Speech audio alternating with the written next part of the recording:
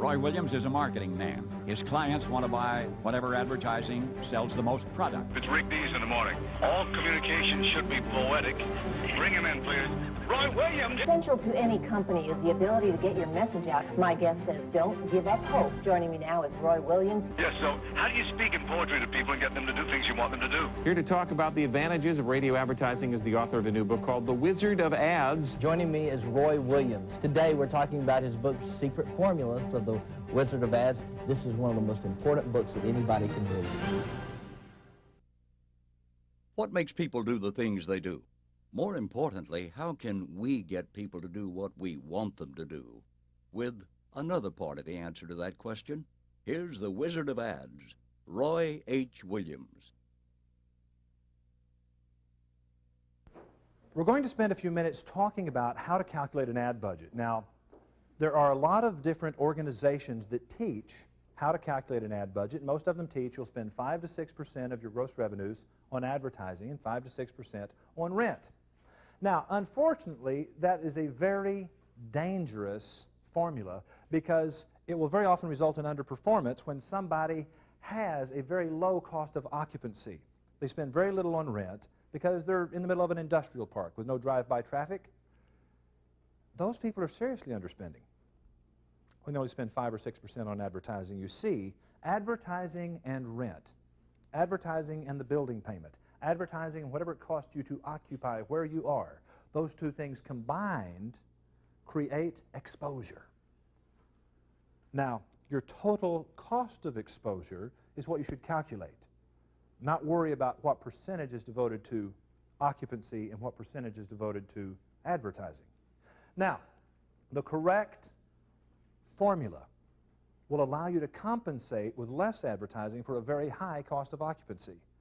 It will allow you to compensate for a low cost of occupancy with deeper, wider, broader, heavier advertising. Now, an extremely high cost of occupancy for a really landmark location is very often the highest and best use of the exposure budget. Why? Because people see you when they're not looking for you. However, very few landmark locations are available, almost never. Usually you're going to have to settle for something less than intrusive visibility, and you're going to have to compensate for it with increased advertising. Now, businesses who save money by investing in weak locations always have to advertise much more heavily. 5 to 6% will usually not do it, and there's no one-size-fits-all formula for calculating all ad budgets, but there is a very concise formula for retail businesses, and it's very easily adapted to fit other business categories as well. It goes like this. Step 1, budget 10% to 12% of total projected sales for exposure. It's called total cost of exposure. 10% to 12%. We're going to figure it both ways. We're going to figure a 10% budget. We're going to figure a 12% budget. Then we're going to adjust that budget. Step 2, we're going to adjust it by multiplying those dollars times the percentage markup that the business owner enjoys. Not profit margin. There's a difference which I will explain in a little bit. Margin is one way of looking at profit. Markup is another way of looking at the same profit. More details in a moment. But you multiply the budget times the markup. Then, it's very simple. You simply deduct the cost of occupancy. You subtract the rent. And the balance is the ad budget. Now, we're going to take a look at what this actually looks like. This store has projected sales of $1 million. Notice I didn't say historic sales, not last year's sales of $1 million, because we don't want to keep doing what we've done before. If we spend like $1 million store, we're very likely to do $1 million. If we want to do $1.5 million, let's spend like a store that's doing $1.5 million. Let's spend ad dollars like the company we want to be. Now, if we're projecting sales of $1 million, you multiply it times 10%, you have a budget for total cost of exposure of $100,000. Now, we're going to assume that this particular company is falling short of Keystone. Keystone is a slang term for 100% markup. Bought it for $1, sold it for $2. 100% markup. Keystone. This guy's falling short of Keystone. 8 points short. He only has a 92% markup on average. Now, we multiply $100,000 times 92% to come up with an adjusted budget for total cost of exposure of $92,000. Now, his rent. How much is your rent? $3,000 a month. Bang. $36,000 a year is deducted from the cost of occupancy budget. He now has an ad budget of $56,000. That's the 10% budget. When we change the figures to reflect the 12% budget, it becomes $120,000 times 92% is $110,400. Minus the rent of $36,000, $74,400. This business is projecting $1 million. They have a $36,000 per year cost of occupancy. Guess what?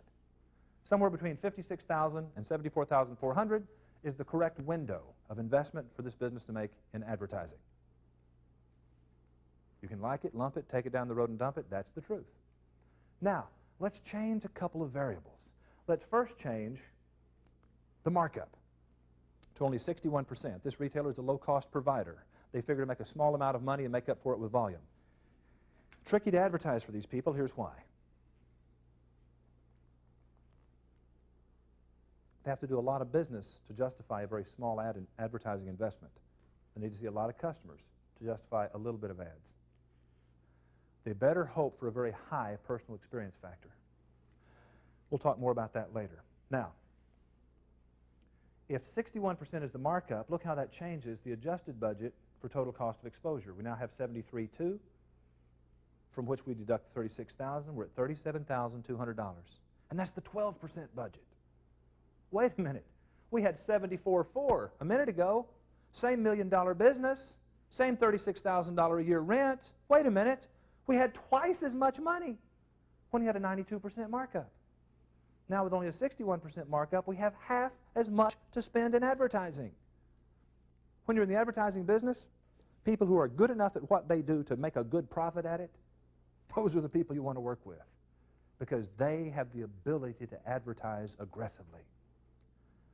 Low margin, low cost providers, it's very tricky. Now let's look at another example. This person's only 17 points over Keystone. Not unusual to be 17 points over Keystone. A lot of industries do that. Good, sharp operators provide such a tremendous customer experience and service after the sale that they can actually get $2.17 for something they only paid $1 for. Now, what does that do? Whenever we adjust the $120,000 budget for total cost of exposure times the markup of 117%, we wind up with $140,400 from which we deduct the rent, and now all of a sudden instead of $37,000, we have $104,000, $104,400 for advertising. Same $1 million business, same $36,000 rent.